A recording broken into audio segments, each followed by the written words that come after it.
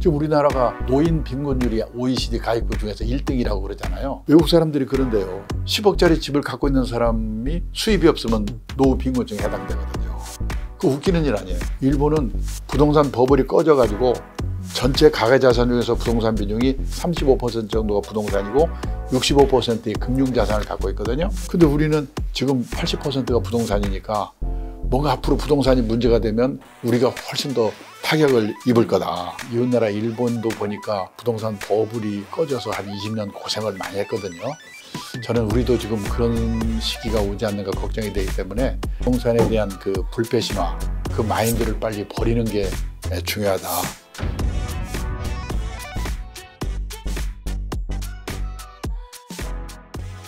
일타 강사에게 듣는 경제 일타의법. 오늘은요, 노후를 제대로 사는 법을 이야기하자면 이분을 따라올 분이 없습니다. 행복 100세 자산관리연구회 강창희 대표님 나오셨습니다. 네, 저는 행복 100세 자산관리연구회의 대표를 맡고 있는 강창입니다. 대표님과 함께 오늘 노후 설계 은퇴 이후의 삶을 자세하게 좀 이야기 나눠보도록 하겠습니다.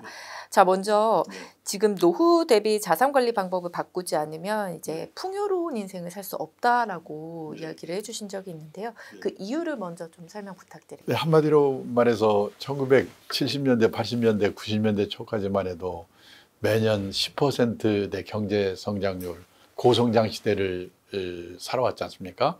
그래서 그때 지금 이 부모님 세대 그리고 그 자녀들 세대까지도 머릿속에는 고성장 마인드, 고성장 체질이 머릿속에 박혀 있거든요. 근데 이제 몇 년 전부터 4%, 3%, 2% 뭐 재작년인가는 마이너스 성장했죠. 지금 금년에 뭐 1% 성장이 쉽지 않다고 그러니까 저성장 결핍의 시대가 왔기 때문에 그에 맞는 준비를 해야 된다 이렇게 말씀드리겠는데, 고성장 시대에는 작년보다 금년이 좋아지고 금년보다 내년이 좋아지고 이런 세월이어서 그냥 그때는 예를 들어서 부동산 같은 건 사서 그냥 갖고 있으면 돈이 됐고요. 그다음에 또 그때는 금리도 다 10% 넘었기 때문에 특별히 노력을 안 해도 절약해서 예금하면은 돈이 계속 늘어났고요. 또 살 수명도 뭐 60세, 70세 정도니까 직장에서 일하다가 나와서 몇 년 지나면 또 세상 떠났거든요. 또 노후 생활비는 자녀들이 도와주고. 근데 앞으로는 이제 저성장 결핍의 시대가 되니까 우선 자녀들도 어렵게 됐기 때문에 부모는 부모대로 자기 노후 자금을 마련해야 되니까. 그래서 준비해야 될 게 뭐냐면은 제일 중요한 게 저는 3층 연금, 국민연금, 퇴직연금, 개인연금으로 최소 생활비 정도를 현역 시절에 마련하는 게 가장 중요하다. 우리가 선진국이라고 하면은 노후 자금을 몇 억 원씩 들고 있는 나라 이렇게 생각하기 쉬운데, 세상을 떠날 때까지 최저 생활비 정도를 공적 사적 연금으로 확보하고 있는 나라거든요. 예를 들어서 뭐 미국, 독일, 일본 이 노인분들에게 매달 주 생활비가 주 수입원이 뭐예요? 이렇게 물어보면 예, 연금이에요 이렇게 대답하거든요. 우리는 그런 분들이 지금 일부밖에 없으니까 한 20% 정도밖에 안 되기 때문에 하여튼 연금 준비하는 게 가장 중요하고요. 그다음에 저는 이웃나라 일본도 보니까 이 부동산 버블이 꺼져서 한 20년 고생을 많이 했거든요. 저는 우리도 지금 그런 시기가 오지 않는가 걱정이 되기 때문에 머릿속에서 이 부동산에 대한 그 불패신화, 그 마인드를 빨리 버리는 게 중요하다. 그래서 부동산과 금융자산의 이 적정 비율, 이걸 항상 염두에 두고 퇴직할 때쯤 되면 부동산과 금융자산의 비중이 한 반반 정도는 돼야 된다. 현재는 한 80%가 부동산인데요. 그런 마음의 준비를 항상 해야 되고, 또 이게 금리가 뭐 좀 올랐다고는 하지만 3% 정도니까 노후자금 마련을 위해서는 금융자산을 활용해야 되는데, 그중에도 투자형 금융자산을 활용해야 되는데, 그러기 위해서는 리스크가 따르니까 그 투자에 관한 지식을 공부를 잘 해두는 게 중요하다 이런 생각이 들거든요. 그리고 또 하나는 뭐냐면 100세 시대라고 그러지 않습니까? 그래서 퇴직하고 나서도 30년, 40년의 긴 후반 인생이 기다리고 있으니까 그동안에 뭘 하고 살 건가. 예를 들어서 생활비 모자라면 돈을 버는 일을 해야 되고, 모자라지 않는 분은 뭐 사회공헌 활동이든지 취미 활동이든, 우리가 노후의 3대 불안이라고 하면 돈, 건강, 외로움인데, 돈, 건강, 외로움에 대비하는 최선의 방법은 뭔가 이 일을 하는 거다. 그래서 이 일의 준비가 가장 중요하고요. 마지막으로 하나 말씀드리고 싶은 거는 우리나라는 이 가계 부채가 많잖아요. 인생에서 재산이 제일 많을 때가 50대라고 그러는데 50대에 가구당 그 가계 부채가 평균 1억 800이더라고요. 통계청 자료를 보니까. 그 없는 사람도 있고 그러니까 많은 집은 뭐 3억, 4억, 뭐 5억 이렇게 있으니까 혹시 부동산이 잘못될 때 그 가계 부채 때문에 주택 빈곤, 하우스 푸어 될 가능성이 앞으로 커질 것 같으니까 그 부채를 줄이는 노력, 이런 노력을 빨리빨리 해야지 되겠다 이런 생각을 합니다. 사실 고령화하면 일본 이야기를 제일 많이 하는데 네. 이제 일본 걱정할 때가 아니다. 네. 우리가 더 심각하다. 한국이 더 심각하다. 이렇게도 말씀을 해주셨었는데 네. 정확하게 이제 한국의 노년층 상황이 좀 어떻다고 봐야 되나요? 그러니까 저는 이 일본 걱정할 때가 아니다를 제가 생각하면 두 번의 경우에 말씀을 드렸는데 첫 번째는 몇 년 전에 일본의 NHK, 우리말로 하면 KBS가 노후 파산 특집을 준비를 했는데요. 그때 방송을 해가지고 일본도 난리가 났거든요. 그리고 그 책이 책으로 돼가지고 우리나라에도 번역이 돼서 출판이 돼가지고 그 읽은 분들이 공포무지입니다. 그래서 일본을 걱정하는 분들이 많은데 저는 일본이 문제가 아닌 게 뭐냐면요. 첫째, 일본은 그 일부의 그런 노후 파산자들이 나타났다고는 하지만은 보통의 직장인들도 우리 돈으로 월 200만 원 정도의 연금은 받거든요. 거기다 약간만 하게 되면 문제가 없는데 우리나라는 지금 예를 들어서 대부분의 사람이 가입하고 있는 국민연금의 경우에 월 60만 원 미만이 77%예요. 그러니까 뭐 비교가 안 되죠. 그러니까 연금이 우선 일본과 다르고요. 또 우리나라의 50대 가구가 아까 자산이 제일 많다고 그랬는데 보니까 평균 금융자산이 순금융자산이 3,900만 원 정도더라고요. 50대 가구에. 근데 일본은 보통 연령대별로는 아직 파악이 안 돼 있지만은 평균 가정에서 2억 원 정도 우리 돈으로 그 금융자산을 갖고 있다고 그러거든요. 그다음에 또 하나는 일본은 부동산 버블이 꺼져가지고 전체 가계자산 중에서 부동산 비중이 35% 정도가 부동산이고 65%의 금융자산을 갖고 있거든요.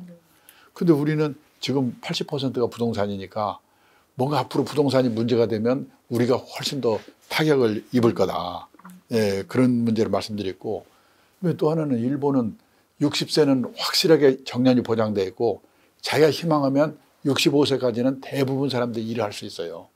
그래서 또 그게 아니더라도 사회 여러 가지 노년층들이 아르바이트를 할 수 있는 게 많이 있기 때문에 뭔가 그 일을 하면 또 먹고 살 수가 있거든요.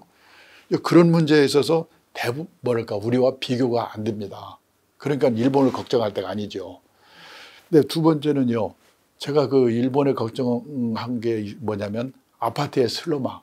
몇 년 전에 빅데이터를 통해서 본 일본 부동산 시장의 전망이라는 자료를 제가 읽었는데 거기 이런 말이 나와요. 일본의 노후화된 아파트들이 재건축을 못해가지고 슬럼화돼 가고 있다. 그게 사회 문제가 되고 있다고 그러더라고요. 그 아파트를 뭐라고 부르냐면 구분 소유 주택이라고 부르는데 구분 소유 주택을 재건축하려면 주민의 80%가 찬성해야 되거든요. 근데 노인들이 귀찮기도 하고 그다음에 재건축에 성공하려면 두 가지 조건이 충족돼야 돼요. 첫째는 위치가 좋아야 돼요. 둘째는 저층해야 돼요. 고층으로 만들면서 비용을 빼야 되니까. 근데 위치가 별볼일 없거나 위치는 좋더라도 이미 고층이 돼 있으면 안 되는 거예요. 또 하나 문제는 뭐냐면 재건축하게 되면 돈이 필요하거든요. 지금 우리는 재건축 얘기 나오면 강남에서 돈을 받으면서 재건축하는 그런 사례들만 봤기 때문에 허가만 받으면 뭐 재건축은 문제가 없다. 안 그렇습니다. 저 지금 여의도에 살고 있는데 재건축 문제 얘기 나오잖아요. 우선 걱정이 뭐냐. 한 4, 5년 나가서 전세 살아야 돼요.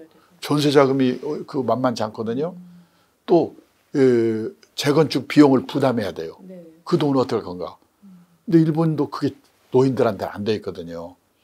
제 친구가 일본 동경 수도권에 살고 있는데 28평짜리 아파트에 살고 있거든요. 그 아파트를 1984년도에 우리 돈으로 계산해서 1억 2천만 원에 샀어요. 그게 쫙 올라가지고 일본의 집값이 제일 비쌀 때가 언제냐면 1991년 3억 6천만 원까지 올랐거든요. 지금 거기 살고 있는데 우리 돈으로 3천만 원, 4천만 원에도 안 팔린대요. 수도권에 있는데 우리 경기도 정도 되는데요. 그래서 제가 그 친구한테 그랬어요. 야, 30몇 년 된 낡은 아파트니까 그렇게 안 오는 거 아니야? 그 재건축하면 오르지 않을까? 그랬더니 재건축은 죽어도 안 된대요. 왜냐하면 300가구 정도가 사는데요. 이 재건축하려면은 돈이 있어야 되는데 노인들이 재건축 자금을 저축을 안 해놓은 거예요. 안 되는 거예요. 그래서 지금 재건축에 일본도 안 되니까 이게 슬로마 돼가고 있는 거예요. 그래가지고 재건축에 성공한 아파트가 있긴 있어요. 일본에도. 어떤 아파트가 재건축에 성공했냐.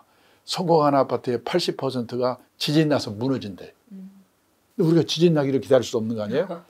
근데 우리가 일본 걱정할 때가 아니라는 게 뭐냐면 일본은 아파트의 슬로마가 문제라고는 하지만 일본 전체 주택수에 철근 콘크리트로 이 고층 대형 아파트는 10% 정도 비율밖에 안 돼요. 지방도시 가면 아파트 거의 없어요. 일본은.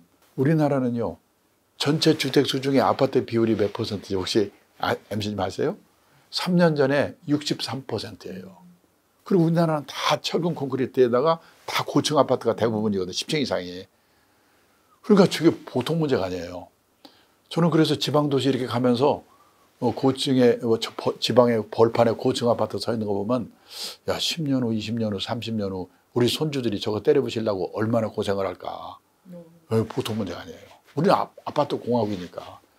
그래서 일본 걱정할 게 아니라는 게 그 두 가지입니다. 노후 대비 이제 자산 관리는 연령대별로 이제 다르게 접근을 해야 된다라고 말씀해 주셨는데 먼저 한 2030 세대부터 여쭤볼게요. 네, 2030 세대는 노후 준비 어떻게? 네, 그러니까 이제 뭐 노후 준비하게 되면 지금까지 대부분 그냥 몇억 원의 노후 자금이 있으면 되지 이렇게 생각했는데 그게 되는 게 아니고 여러 가지 몇 가지 뭐 자녀 문제, 그다음에 뭐 부부에 관한 문제, 그다음에 자녀 리스크 문제 뭐 이걸 다 한꺼번에 생각이 되기 때문에 그 노후 준비 방법이 20, 30대부터 시작해야 되는데 20, 30대 할 게가 세 가지예요. 첫째가 뭐냐? 삼층연금 가입을 시작하는 겁니다. 그러니까 이 아까 말씀드린 것처럼 이 선진국은 최소 생활비 정도를 3층 연금으로 마련한 나라가 선진국인데 우리도 그렇게 해야 되니까 그러기 위해서는 가입 기간이 30년, 40년 길어야 되거든요. 그렇기 때문에 20, 30대부터 그 3층 연금 가입을 시작해야 되고 그 중에서도 퇴직연금 이거는 국민연금은 나라에서 알아서 해주니까 퇴직연금과 개인연금을 관심을 갖고 연금 예산을 운용을 잘해야 되기 때문에 거기에서 투자에 관한 지식을 배우는 거죠. 미국 같은 경우에는 퇴직연금 운용을 시작하면서 투자에 관한 지식을 배워가지고 그 지식으로 다른 자산을 운용하는 데 활용하니까 그러니까 그 기본적인 자산관리 지식을 또 거기서 공부하는 거고요. 그다음에 세 번째가 뭐냐면은 100세 시대에는 100세까지 뭔가 일을 해야 되기 때문에 몸값 높이는 노력, 인적 자본 투자가 중요합니다. 100세까지 일할 수 있도록. 그 세 가지 준비를 하는 게 20, 30대 할 일입니다. 그리고 40대가 되면 건강에 슬슬 신호가 오거든요. 그래서 건강 조심하면서 특수 질병보험, 중대 질병보험 하나 들어두는 거. 그다음에 또 하나는 그때 자녀들이 이제 초등학교 고학년이 되기 시작하거든요. 40대가 되면은. 그러면 부부가 어디 가서 제대로 된 교육을 받아가지고 자녀 교육 문제, 자녀 결혼 문제, 뭐 이 자녀와 관련된 자녀 리스크 관련된 공통된 인식, 소신을 가지고 준비를 시작해야 됩니다. 자녀 리스크 관리를. 그게 건강 리스크, 자녀 리스크 관리 시작하는 게 40대고요. 50대, 60대가 되면 사람마다 다른데 이제 퇴직을 하게 되거든요. 우리나라 직장인이 체감하는 평균 퇴직 연령이 잡코리아 자료에 의하면 51.8세니까 그때부터 이제 두 가지를 해야 됩니다. 가계자산의 구조조정하고 퇴직하고도 할 수 있는 일의 준비를 해야 돼요. 그 가계자산의 구조조정 두 가지가 있는데 첫째는 우리는 부동산에 올인하고 있잖아요. 그래서 부동산과 금융자산의 비중을 맞추는 일. 그다음에 우리는 가계부채가 많다고 그랬죠. 가계부채를 안고 퇴직하면은 괴롭거든요. 그래서 가계부채를 퇴직하기 전까지는 가능하면 줄이는 노력을 하는 거. 그게 가계자산의 구조조정이고요. 그다음에 이제 아까 말씀드린 것처럼 퇴직 후에도 30년, 40년 뭘 하고 살 건가. 생활비가 모자라는 분은 뭔가 근로소득으로 수입을 얻는 일을 할 수밖에 없고 생활비가 충분한 분들은 취미활동이라든지 사회공헌활동 하면서 약간의 돈을 받는 그런 일들을 하게 되는데 그런 일의 준비를 미리미리 시작해 봐야 된다. 그게 이제 50대, 60대에서 할 일이다. 이렇게 말씀드릴 수 있겠습니다. 그리고 70대에도 할 일이 있는데 지금 싱글의 시대가 오고 있거든요. 혼자 사는 노후가. 지금 70세 이상 혼자 사는 노인의 78%가 여성이랍니다. 그러니까 우리 MC님도 나중에 혼자 사는 노후에 대해서 준비를 단단히 하셔야 됩니다. 그거 전에 준비할 게 일단 많은데. 아, 미리미리 봐. 네, 70대 미리. 아직 70대는 까맣게 남았으니까. 근데 그런 거를 미리 염두에 두고 있어야 되는 거죠. 네, 이런 일들이 앞으로 닥쳐온다. 네. 주식이나 부동산에 너무 매달리지 말고 이것 챙겨라 이렇게 얘기를 해주신 적 있는데 이것 뭔가요? 아까 말씀드린 것처럼 대개 이제 50대, 60대가 됐는데도 주식을 사서 뭐 노후 자금 마련할 수 없을까요? 가끔 제가 당황스러울 때가 뭐냐면 저 이번에 퇴직을 하는데요. 퇴직금을 2억 원 받습니다. 그 2억 원으로 주식 투자해가지고 축여서 노후 자금 마련할 수 없을까요? 이렇게 말하거든요. 그 날리면 노후가 얼마나 불행하겠습니까? 그래서 절대 그렇게 주식이나 부동산 이걸 너무 그에 매달리지 말고 50대 해야 될 일이 뭘까 생각해도 첫째가 아까 말씀드린 것처럼 가계자산의 구조조정이다. 50대, 60대가. 그러니까 뭐냐면 빚 줄이는 노력, 부동산과 금융자산의 비중을 맞추는 노력, 그리고 퇴직하고도 할 수 있는 일에 준비하는 거. 그게 사실은 주식, 부동산에 매일매일 샀다 팔았다 하는 것보다 더 중요하다. 그리고 또 하나는 우리나라는 80%가 부동산이라고 그랬잖아요. 노년층으로 갈수록 많아요, 부동산이. 근데 그 부동산 가지고 10억짜리 갖고 있어봤자 예를 들어서 거기서 세를 못 받으면 이번 달에 화장실 팔아 쓰고 다음 달에 건너성 팔아서 이럴 수가 없거든요. 그래서 뭐냐면 부동산의 연금화, 부동산을 통해서 연금을 받아가지고 생활비를 조달할 수 있도록 해야 된다. 지금 우리나라가 노인 빈곤율이 OECD 가입국 중에서 1등이라고 그러잖아요. 그게 37.7% 정도 된다고 그래요. 노인 빈곤율이. 근데 외국 사람들이 그런데요. 10억짜리 집을 갖고 있는 사람이 수입이 없으면 노후 빈곤증에 해당되거든요. 그 웃기는 일 아니에요. 그래가지고 뭐냐면 그 갖고 있는 부동산을 연금화만 시켜도 이 빈곤율이요. 23% 미국 수준으로 낮아져요. 예. 그런 생각을 하고 부동산의 연금화가 중요하다. 그리고 일의 중요성은 아까도 말씀드렸는데 일의 중요성은 후반 인생을 보람있게 살기 위해서도 그렇지만은 부부 화목을 위해서 요즘 나중에 기회 있으면 말씀드립니다만은 중년 황혼년의 비율이 지금 엄청나게 높아지고 있거든요. 그렇게 되면은 재산을 반으로 나눠야 되니까 노후 파산이 되는 거예요. 그래서 부부 화목에 대해서 항상 신경 써야 되는데 뭐냐? 낮 시간 동안만은 뭔가 부부가 각자 자기만의 시간을 갖도록 노력을 해야 돼요. 가난한 노후를 벗어나기 위해 생각을 바꿔야 할 것 순서대로 좀 이야기를 해주신다면? 뭐 중복되는 이야기도 있는데 제일 저는 우리나라에서 시급한 게 뭐냐면 재산이 꼴 부동산인데 부동산 가격이 비싸니까 부자처럼 보이는 거거든요. 근데 그게 앞으로 큰 문제를 안고 있기 때문에 부동산에 대한 생각을 빨리 바꾸는 게 중요하다는 게 하나고요. 두 번째, 가계 부채 줄인 노력. 그다음에 이 노후에 파산하는 5가지 리스크가 있어요. 첫째가 뭐냐면 은퇴 창업해서 실패하는 리스크거든요. 근데 은퇴 창업을 쫓겨서 그냥 준비 없이 하는 사람이 많기 때문에 그 생각을 은퇴 창업을 하면은 단단한 준비를 하고 그게 엄청난 큰 리스크라는 생각을 해야 되고요. 그다음에 두 번째는 금융사기 당하는 리스크예요. 근데 금융사기에 왜 당하냐? 뭐 기발한 상품 찾으니까 그런 거거든요. 금리가 3%대밖에 안 되니까 이렇게 고수익을 보장한다고 그러면은 그냥 잘 따져보지도 않고, 그래서 누가 와가지고 이거 기발한 상품이라면 꼭 조심해야 돼요. 꼬치꼬치 내용을 물어보고 알고 하거나 물어봐도 뭔 말인지 모르겠다 하지를 말해야 돼요. 이게 투자 원칙 중에 제일 중요한 원칙이 뭐냐면 모르는 상품에는 절대 투자하지 말라.